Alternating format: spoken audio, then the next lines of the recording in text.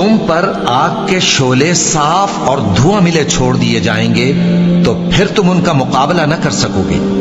तो तुम अपने परवरदिगार की कौन कौन सी नेमत को झुटलाओगे। फिर जब आसमान फट कर तेल की तलछट की तरह गुलाबी हो जाएगा तो वो कैसा हौलनाक दिन होगा। तो तुम अपने परवरदिगार की कौन कौन सी नेमत को झुटलाओगे।